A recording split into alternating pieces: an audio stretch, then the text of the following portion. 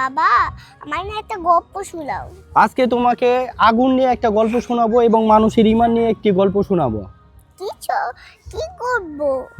শোনাচ্ছি তোমাকে। আম্মু দেখো, এই আগুন যেমন জ্বালাতে পারে, ঠিক সবকিছু পুড়িয়েও ছাই করে দিতে পারে, কিন্তু মানুষের ঈমানটা ঠিক তেমনই।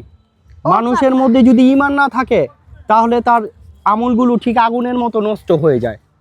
বাবা, তুমি দেখছো এই আগুন যেমন অন্ধকারকে আলোকিত করে, ঠিক মানুষের মধ্যে ঈমানটাও তার ভিতরের অন্তরটাকে আলোকিত করে। পাপা পাপা, বলো। আলো কি? আলোই হচ্ছে মানুষের ঈমান।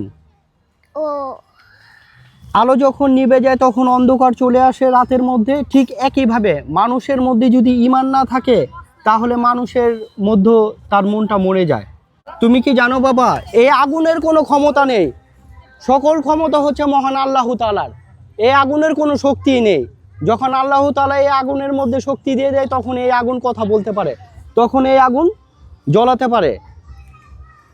আমরা সব সময় আল্লাহর পথে চলবো এবং আল্লাহর বিধান কায়েম করব। ইসলামের পথে চলবো এবং ইসলামকে শক্তিশালী করার জন্য যা যা দরকার আমরা তাই করব। আল্লাহু আকবার, আল্লাহু আকবার।